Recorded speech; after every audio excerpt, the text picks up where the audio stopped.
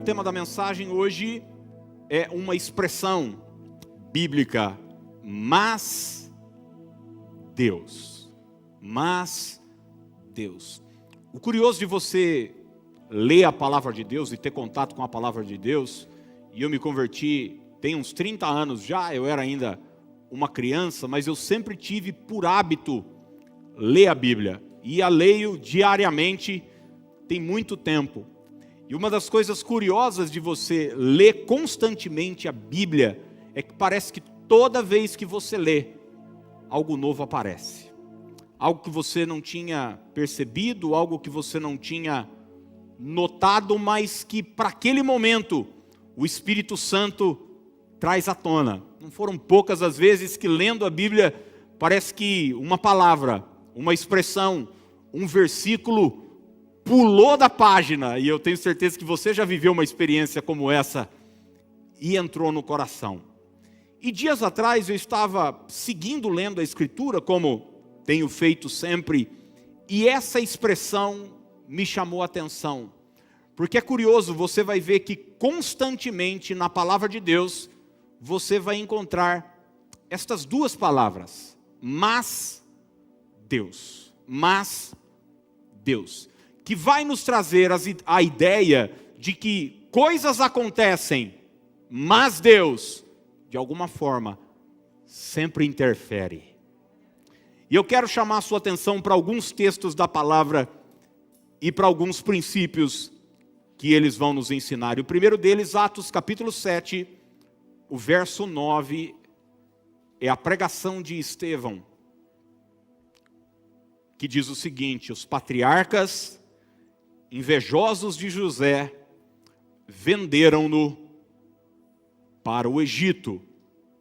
Mas Deus, diga isso comigo, diga, mas Deus, diga, estava com ele.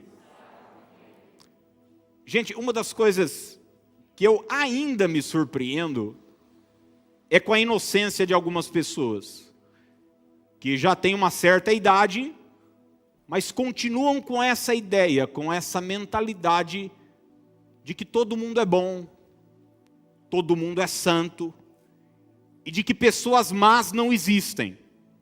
Mas isso não é verdade. Pessoas más existem. Aliás, se você for ler a Escritura, você vai ver inúmeras vezes a expressão, o homem mau. E você já deve ter experimentado isso. Gente que puxa o tapete, gente que prejudica, gente que atrapalha a caminhada. E é exatamente isso que Estevão está falando sobre parte da vida de José. Olha, os seus irmãos, invejosos dele, o venderam para o Egito. Mas a história não termina aí. A Bíblia diz, mas Deus, ou seja, apesar desse fato, Deus estava com ele. E a primeira lição que nós aprendemos hoje é a seguinte: pessoas nos prejudicam, mas Deus está conosco. Você pode repetir essa verdade comigo? Diga, pessoas nos prejudicam. Diga para alguém que está ao seu lado agora, diga, mas Deus está conosco. Deus está conosco. Aliás, você vai ver que isso é uma constante na vida de José. Seus irmãos o vendem como escravo, e muitas vezes quando algo ruim acontece com a gente, quando alguém nos prejudica e a gente passa a enfrentar um tempo de luta, de dificuldade, a gente logo se questiona, mas cadê Deus?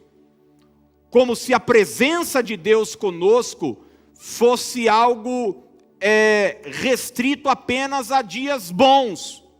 Mas não, o Senhor está com você, o Senhor está comigo todos os dias, nos dias bons e ruins. José chega ao Egito e Moisés já declara ao escrever o Gênesis que o Senhor era com José. Ele começa a trabalhar na casa de Potifar, e você conhece a trama, a mulher de Potifar dá em cima dele, ele, enfim, entra numa cilada, a mulher arma uma situação, e ele é colocado na prisão injustamente, ele é prejudicado, mas lá na prisão, a descrição bíblica diz, mas o Senhor era com José. o Senhor era com ele. Eu não sei se você tem enfrentado uma peleja, uma batalha com pessoas nesses dias. Talvez no seu ambiente de trabalho as coisas estejam difíceis. Talvez a concorrência esteja sendo desleal. Talvez até mesmo no ambiente familiar, pessoas próximas, como aconteceu com José, como aconteceu com Davi, estão tentando te prejudicar. Tem uma coisa em mente: as pessoas podem até tentar te prejudicar, mas o Senhor estará sempre ao seu lado. E a Bíblia diz: se Deus é por nós, quem será contra nós? Olha um relato de Jacó em Gênesis 31, que eu acho maravilhoso. Você sabe que Jacó foi trabalhar para um camarada chamado Labão. E Labão foi sogro de Jacó. E Labão não era fácil. Aliás, ali ninguém era fácil. E Labão enganou Jacó por diversas vezes. Desde a questão das meninas, de Lia e de Raquel, até quando de fato Jacó começou a trabalhar. E você sabe que Jacó chegou na casa de Labão apenas com seu cajado de pastor, sozinho. Mas ele saiu da casa de Labão próspero, rico, farto, com uma família. Enfim, mas por que isso aconteceu? Porque tudo sempre foi favorável a Jacó? Não. Olha o que o texto bíblico diz, Gênesis 31, 7. Contudo, ele me enganou e mudou o meu salário. Quantas vezes, gente? 10 vezes. Mas Deus, diga comigo isso, diga: mas Deus não permitiu que ele me prejudicasse. Eu não sei o que as pessoas estão tentando contra você. Eu não sei a trama que pode estar acontecendo contra a sua vida. Eu quero dizer para você que nós não estamos isentos dessas coisas. Pessoas de fato podem nos prejudicar, mas Deus estará sempre ao nosso lado. Quando Paulo está escrevendo sua última carta a Timóteo, ele está falando para Timóteo sobre a sua situação. E Paulo está preso, são suas últimas palavras, e ele começa a falar sobre os embates que ele tem enfrentado. Ele fala de Alexandre, o latueiro, que causou muitos males. Ele está falando sobre os embates jurídicos que ele está enfrentando. Imagina que Paulo está preso de forma injusta por pregar a palavra de Deus. E ele diz o seguinte, 2 Timóteo 4, 16 e 17. Na primeira vez que fui levado perante o juiz, ninguém me acompanhou. E se você for ler todo o contexto, você vai ver que Paulo cita alguns nomes, pessoas que estavam com ele, pessoas que ele investiu, gente que era seu companheiro, como por exemplo Demas, que ele vai dizer, amou o presente século e foi embora. Ele diz, olha, a primeira vez que eu fui levado perante o juiz, ninguém me acompanhou, todos me abandonaram, que isso não seja cobrado deles. Daí Paulo prossegue, mas o Senhor permaneceu ao meu lado e me deu força. Gente, às vezes a gente coloca a nossa expectativa tanto em pessoas, né? Tanto em homens, e a gente se decepciona, porque as pessoas mudam, mas o Senhor é rocha inabalável, Ele permanece o mesmo, Ele é o mesmo ontem, hoje, será eternamente. Então a minha palavra para você é o seguinte, não espere nada das pessoas não. Deus vai levantar pessoas para te abençoar no nome de Jesus. Deus vai levantar bons amigos, bons companheiros, mas não seja inocente não. Muita gente que talvez hoje você pense que vai estar ao seu lado para sempre, em algum momento pode virar a cara para você. Mas tem uma coisa, o Senhor permanecerá do seu lado. O Senhor permanecerá do seu lado. José disse para os seus irmãos, Gênesis 50, 20, vocês planejaram o mal contra mim, mas Deus o tornou em bem, para que hoje fosse preservada a vida de muitos. Eu não sei o que o homem está tramando, mas eu sei de uma coisa: tudo coopera para o bem daqueles que amam a Deus. Deus vai intervir, Deus vai entrar na história e vai mudar esse quadro. Guarde essa verdade no coração: ninguém pode amaldiçoar aquele a quem Deus resolveu abençoar. Vou repetir: ninguém pode amaldiçoar aquele a quem Deus resolveu abençoar. Você pode dizer glória a Deus por isso? Segunda expressão, segundo momento bíblico que eu quero deixar para você é quando o apóstolo Paulo, escrevendo aos Coríntios, no capítulo 3, verso 6, disse o seguinte, 1 Coríntios 3, 6, eu plantei, Apolo regou, mas Deus, diga comigo, mas Deus é quem fez crescer. Mas Deus é quem fez crescer. Segunda verdade, a gente trabalha, mas o crescimento vem de Deus. A gente trabalha, mas o crescimento vem de Deus. Existe um equívoco muito grande em linhas teológicas, né? Existe uma linha teológica que acredita que tudo é Deus. Pensa que Deus vai fazer tudo por você. Então é o seguinte, meu amigo, cruza seus braços e espera no Senhor. Existe uma outra linha teológica que acredita no seguinte: se vira nos 30. O que Deus tinha que fazer por você, Ele já fez. Mas na verdade você lê a palavra de Deus e você descobre que nós somos cooperadores de Deus. Essa expressão cooperar é operar junto, é trabalhar junto. Nós colaboramos com Deus. A palavra labor é a palavra trabalho.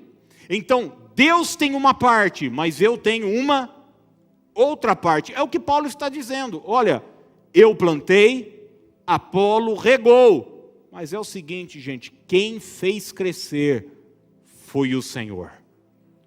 Tolo é quem pensa que o seu crescimento será resultado única e exclusivamente da força do seu braço. Se o Senhor não entrar junto, se Deus não colocar a mão, se a bênção de Deus não for uma realidade, você pode trabalhar 12, 16 horas por dia, sabe o que vai acontecer? Nada. Mas se o Senhor entrar junto com você, você pode semear com lágrima, mas ter a certeza de que com júbilo você ceifará no nome de Jesus. Hebreus 3,4 diz o seguinte: pois toda casa é construída por alguém, mas Deus é o edificador de tudo. Mas Deus é o edificador de tudo. Ô, gente, eu acho lindo como os milagres na Bíblia acontecem, porque, honestamente, Deus ele sempre fica com a parte mais difícil, né? Jesus está diante do túmulo de Lázaro, por exemplo, e ele vai ressuscitar Lázaro, mas ele diz para as pessoas o seguinte: tirem a pedra. E as pessoas vão lá e tiram. Daí você pergunta: Jesus não podia tirar a pedra, já que vai ressuscitar Lázaro? Podia, mas a pedra você pode. Ressuscitar um morto você não pode de jeito nenhum. Mas tirar a pedra você pode. Vai lá e tira a pedra. Trabalhe, faça a sua parte, mas tenha certeza que o milagre virá do Senhor. Você vai ver, por exemplo, Naamã, Deus ia curá-lo de lepra. Mas Deus disse para Naamã: vai lá e mergulhe 7 vezes no rio. As muralhas de Jericó vão cair. Daí Deus diz o seguinte: vão lá e rodeiem, percorram a cidade, deem 7 voltas, boca fechada, e quando a trombeta soar, vocês gritem, Porque Deus quer trabalhar conosco, junto conosco. Olha o que o Salmo 127, verso 1 nos diz: se o Senhor não edificar a casa, em vão trabalham os que a edificam. Então você vai ver que o trabalho de Deus não anula o trabalho do homem, e o trabalho do homem não anula o trabalho de Deus. A gente trabalha, a gente se esforça. Você amanhã, segunda-feira, vai trabalhar, vai tocar o despertador lá, você levanta e vai trabalhar, e vai atrás de cliente. Mas deixa eu dizer uma coisa: se Deus não abrir a porta, não acontece nada. Se Deus não te der saúde, se Deus não for favorável a você, se a bênção de Deus não for sobre você, nada vai acontecer. Ô, gente, eu passo a semana, preparo a mensagem, visito pessoas, trabalho, me esforço, leio, consagro, oro pelas pessoas. Mas deixa eu dizer uma coisa: quando eu chego aqui, eu sei que se o Senhor não entrar junto, nada vai acontecer, gente. Se Deus não entrar junto, vai ser só uma palestra, você vai sair daqui e falar: gostei do menino falando ali. Mas o que a gente quer não é isso. O que a gente quer é a palavra de Deus provocando transformação, mudança, milagre, salvação no nome de Jesus. Quando eu estava no seminário, eu aprendi uma coisa, na aula de homilética. Diz o seguinte: prepare-se como se tudo só dependesse de você. Quando você for entregar a palavra, saiba que tudo depende dele. Você se esforça, você trabalha, você faz a sua parte, mas sabe que é o Senhor quem dá o crescimento. Chega lá no seu trabalho amanhã, você tem um salão, você tem uma lojinha, você tem um restaurante, você tem, enfim, um café. Vá lá, ou trabalhe em alguma empresa, deixe bonito, arrume, ajeite, chegue antes, bota a sua melhor roupa, vá alegre, vai feliz, atende com simpatia, com educação, mas vá na seguinte posição: Senhor, se o Senhor não edificar essa casa, eu vou trabalhar em vão, a minha dependência está no Senhor. O salmista disse: inútil vos será levantar de madrugada. Essa é uma lição, gente, de dependência. Quem serve a Deus não tem espaço para o orgulho. Falei um pouco sobre isso hoje pela manhã, que a humildade, a humilhação é o caminho, é o retorno para uma estrada de vitória. E eu fui pesquisar, essa palavra humilhação, que é a mesma raiz da palavra humildade, vem da origem de humus, que é terra, que é solo, que é chão. E nós somos o quê? Nós viemos da onde, gente? Do pó da terra. Andar com Deus é vida de constante dependência dEle. Você trabalha e trabalhe, mas entenda que o crescimento virá do Senhor. Quem aqui já experimentou isso, gente? A porta estava fechada, o negócio não andava e tal, e daí de uma forma sobrenatural você viu a ação de Deus. A gente trabalha, mas é o Senhor quem faz crescer. 1 Coríntios 3,7 diz: de modo que nem o que planta é alguma coisa, nem o que rega, mas Deus que dá o crescimento. Eu tenho muitos colegas pastores, às vezes, que acompanham a nossa igreja de outros lugares, outras regiões, e hoje, pela facilidade da internet, muitos me mandam mensagem, e eles sabem, poxa, que Deus está abençoando a igreja aqui, que a igreja tem crescido, tem prosperado, e eles me perguntam qual é o segredo. Porque às vezes a ideia é que é alguma coisa humana que está sendo feita, quando na verdade a gente pode fazer qualquer coisa, mas se o Senhor não der o crescimento, nada vai acontecer. Um outro texto que eu quero deixar para você pensar, 1 Coríntios capítulo 10, e esse vale a pena você abrir, 1 Coríntios 10, o verso é o de número 13. 1 Coríntios 10, 13, Paulo está usando o exemplo de Israel no deserto,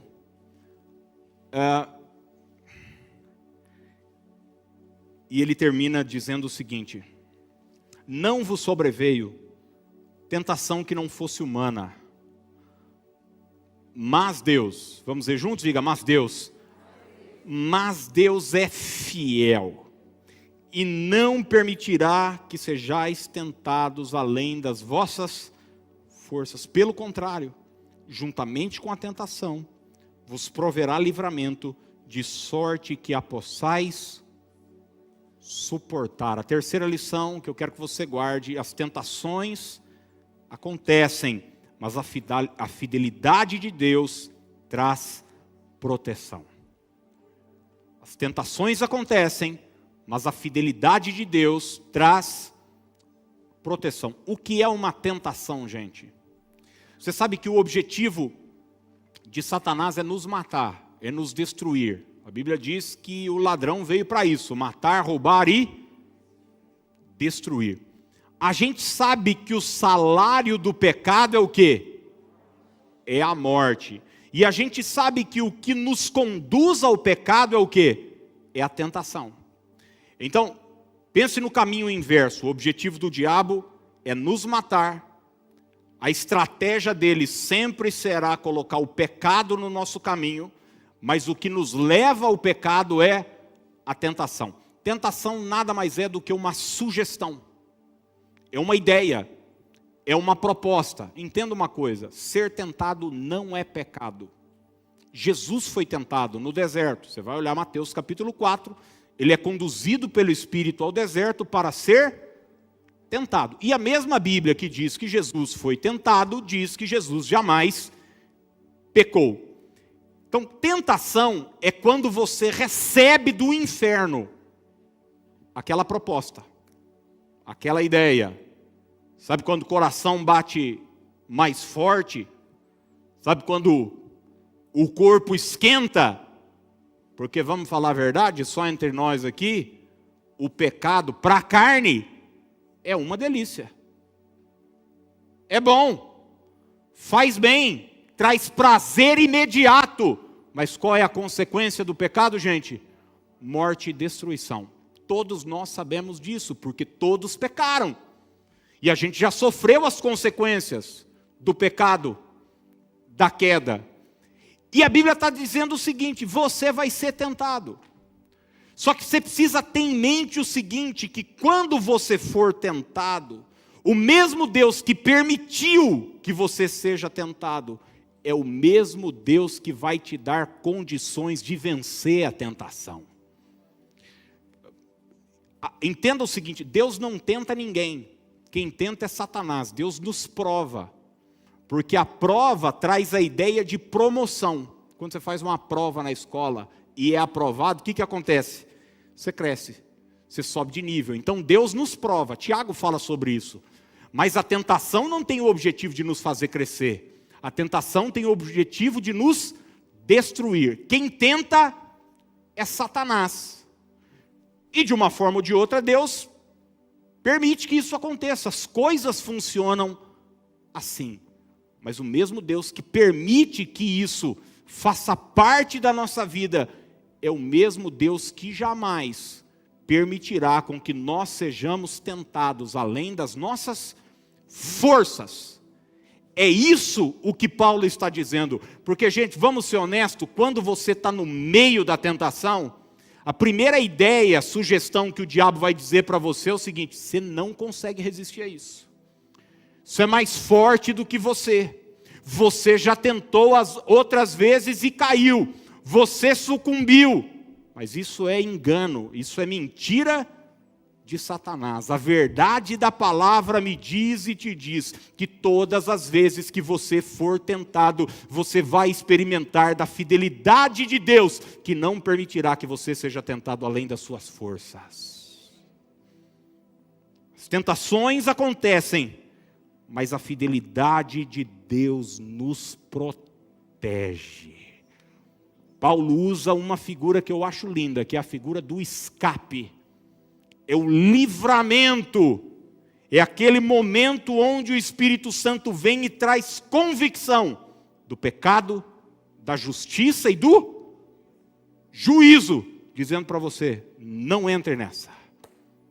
Não entre nessa. Olha, se você caiu, se você pecou, Se tem uma coisa que você e eu não podemos usar como desculpa, como subterfúgio, é dizer o seguinte: era mais forte do que eu. Não, não era. A palavra de Deus diz que se você foi tentado, você tinha força, condição, você tinha livramento e poder para vencer aquela situação. Que em nome de Jesus Cristo a gente possa levar essa verdade, porque o diabo vai sempre te dizer ao contrário. Vai sempre me dizer ao contrário. Talvez alguns aqui tenham lutado com a questão de drogas, com a questão de bebida. Talvez alguns aqui tenham lutado contra a pornografia, contra lutas na área sexual. Eu não sei. Eu sei o seguinte, que quando a tentação vier, e ela vai vir, você pode vencê-la. Agora, gente, um parênteses aqui. Uma coisa que eu aprendi, a Bíblia diz muito sobre vigilância, né? Na oração do Pai Nosso, Jesus diz o seguinte: não nos deixeis cair em tentação. Cair em tentação. A gente ora por livramento. Mas você vai ver Jesus no Getsêmani dizer o seguinte para os discípulos: vigiai e orai para que não entreis em tentação. Olha só, uma coisa é você cair em tentação, outra coisa é você entrar em tentação. O que Jesus está nos ensinando é o seguinte: se você for vigilante, algumas tentações você não vai precisar nem experimentar.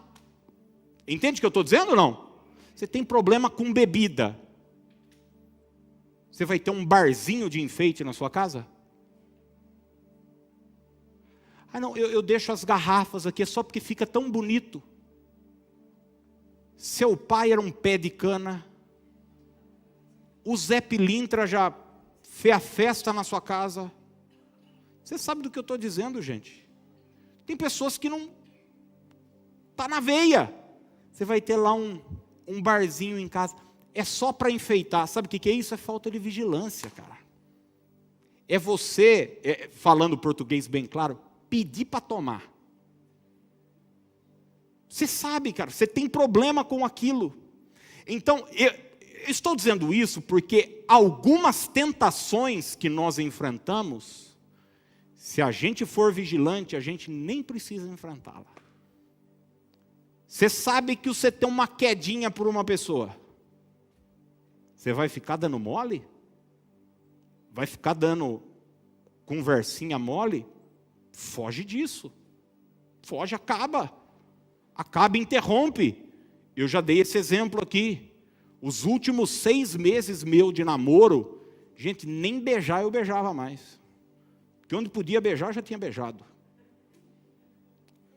Chegamos num momento onde eu falei, viu, é o seguinte, não dá mais, eu estou no meu limite. Eu era novo, Dani também era nova, graças a Deus, tinha um fogo, e não era fogo do espírito, não era outro fogo, normal, mas você reconhece, você fala, cara, não dá, minha filha está ali, 17 anos, talvez se a gente não tomasse essa atitude de vigilância, ela teria 19 hoje. Entende o que eu estou falando ou não?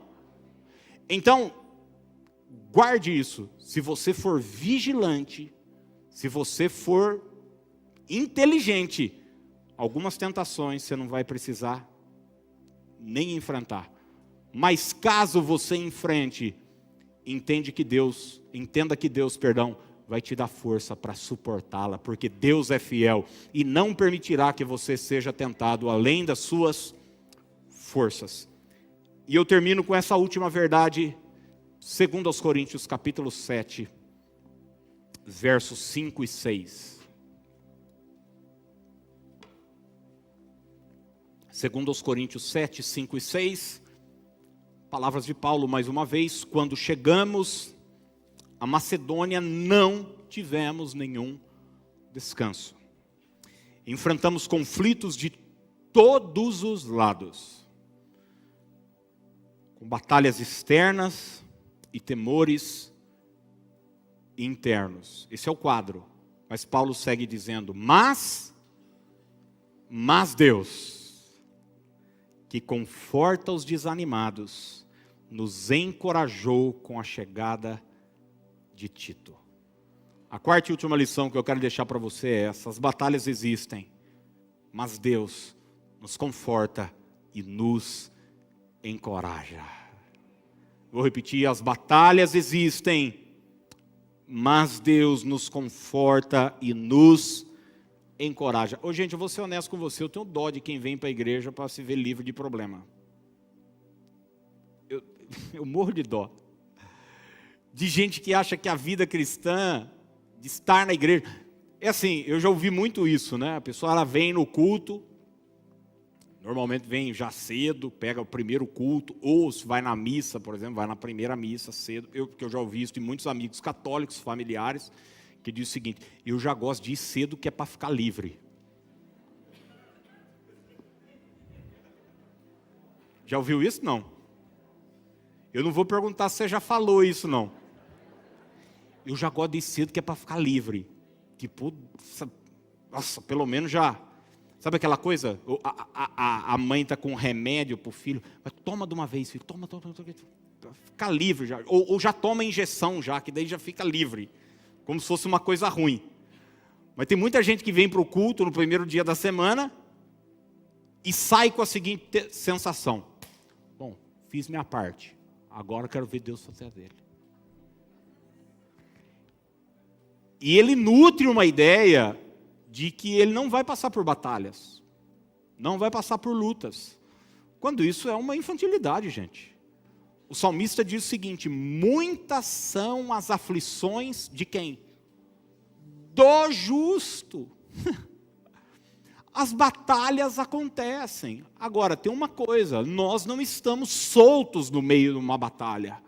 O mesmo Deus que permite que uma batalha me aconteça, e Paulo está dizendo o seguinte: desde que eu cheguei à Macedônia, e se você ler, gente, o texto, você vai ver que Paulo foi para a Macedônia, sabe por quê? Por causa de uma visão espiritual. Ele estava a fim de ir para outro canto, ele planejou ir para outro canto, e quando ele estava indo para esse canto, a Bíblia diz que ele teve uma visão de um jovem macedônico dizendo: passa a Macedônia e ajuda-nos. Paulo então entende: o Espírito de Deus está me conduzindo, eu vou para a Macedônia. Olha que coisa boa, obedeceu a Deus, chegou na Macedônia, só glória, só bênção, não tivemos nenhum descanso, por obedecer a Deus. Ele segue dizendo: enfrentamos conflitos de todos os lados. Às vezes você enfrenta uma luta aí na sua vida, você acha que tem alguma coisa de errado com você. Às vezes as lutas existem justamente porque obedecemos a Deus. Faz parte da caminhada, é necessário ter maturidade para entender isso. Não é porque Deus te deu uma ordem e você obedeceu que tudo vai dar certo, não. A Bíblia diz em Mateus 14 que Jesus compeliu os discípulos a passar para o outro lado do mar da Galileia. E quando eles chegam no meio do mar, o que acontece? Uma tempestade. Conflitos de todos os lados. Batalhas externas. Temores internos. Já se sentiu assim, gente? É bordoada para tudo que é lado. Parece Brasil e Alemanha na Copa de 2014.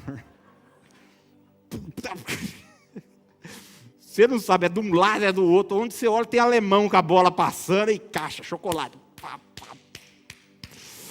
E às vezes na vida é assim, a gente está tomando pancada de todo lado. Por dentro, por fora, do lado, temores, dificuldades, problemas. Mas Deus, que conforta os desanimados, conforta, nos encorajou com a chegada de Tito.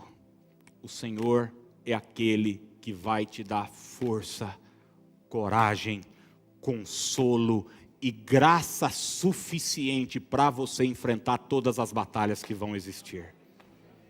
Você sabe que uma vez o mesmo Paulo orou, ele estava enfrentando uma batalha terrível, que ele chama de espinho na carne. E ele orou pedindo para Deus: eu não quero mais essa batalha não, me livra dessa batalha. E Deus livrou ele da batalha? Não. Mas o que é que Deus fez? Deu graça para que ele enfrentasse aquela batalha. Ele chega ao ponto de dizer o seguinte: o teu poder se aperfeiçoou na minha fraqueza. O Senhor disse, a minha graça, o meu favor te basta. Paulo, quando Jó enfrentou aquela prova, aquela luta e aquela batalha, o mesmo Jó que enfrentou a batalha, recebeu do céu força para passar por ela. Eu encerro lendo o Salmo 73, 26, que diz o seguinte, se os irmãos quiserem do louvor já chegar, Salmo 73, verso 26. O meu corpo e o meu coração poderão fraquejar. Ô gente, tem hora que é o seguinte, hein? Tem hora que a gente fraqueja. Porque as batalhas são imensas, as lutas são gigantescas. Às vezes, problemas que você constantemente tem lidado. Ele diz, o meu corpo e o meu coração poderão fraquejar. Mas Deus é a força do meu coração e a minha herança para sempre. Eu não sei o que você tem enfrentado, mas uma coisa eu sei, que Deus pode e vai intervir em toda e qualquer situação. Talvez você esteja enfrentando um levante de pessoas, talvez você esteja enfrentando lutas e batalhas internas ou externas, talvez você esteja enfrentando uma tentação, como Paulo citou. Eu não sei, uma coisa eu sei, que Deus não está indiferente a isso que você está vivendo. Ele vai te dar graça, Ele vai te dar força, Ele vai te garantir a presença dEle, e você vai passar por isso de mãos dadas com Deus.